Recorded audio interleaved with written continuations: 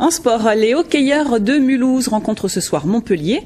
Depuis le début de la saison, les Scorpions sont en tête de la Division 1, l'antichambre de l'élite. 6 ans après leur titre en Ligue Magnus, suivi d'un dépôt de bilan du club, les Mulhousiens sont en train de réussir leur reconstruction autour de leur fidèle coach suédois Christer Eriksson. Cette année, il a donné une couleur très internationale à son groupe et la recette semble fonctionner. Karine Gélébar et Guillaume Bertrand.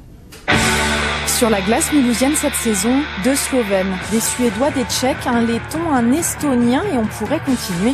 Il y a 9 nationalités, plus de joueurs étrangers que de Français, une particularité avec laquelle il a fallu composer pour donner une identité à cette équipe presque entièrement renouvelée par rapport à l'an dernier.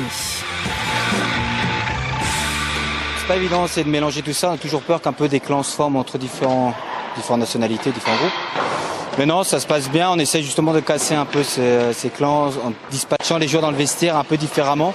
Faut pas qu'ils se retrouvent tous ensemble. Et puis l'anglais est obligatoire, donc voilà, on fait comme ça avec. Voilà.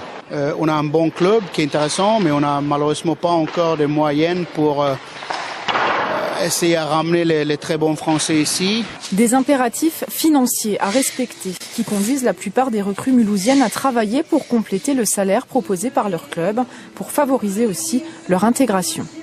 Oui, c'est bien de faire quelque chose de différent dans les jours aussi que juste faire le hockey. Ça donne une chance, une opportunité de parler français avec les autres collègues et c'est bon pour moi aussi. C'est notre manière à nous d'aider les Scorpions. On participe moins financièrement, mais en contrepartie, donc cette année, nous avons 4 joueurs et on a la femme du coach qu'on a engagée depuis l'an dernier. Aujourd'hui, 6 entreprises partenaires du club embauchent ainsi des Scorpions.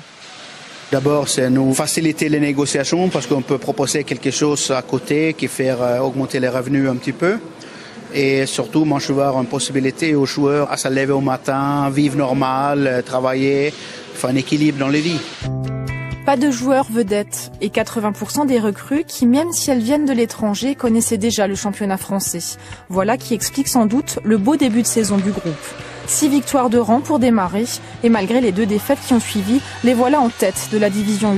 À Mulhouse, un retour en Ligue Magnus est envisageable, pas forcément nécessaire dans l'immédiat. Je ne veux pas programmer ça parce qu'aujourd'hui, on a beaucoup de travail extra-sportif et surtout continuer notre travail sur les formations parce qu'on aimerait bien avec les jeunes Français, Mulhousiens ou Alsaciens qui jouent dans notre équipe. Construire pour ne pas retomber dans ses erreurs passées, le dépôt de bilan après le titre de Ligue Magnus en 2005. Pas question pour autant de ne plus être ambitieux, juste raisonnable.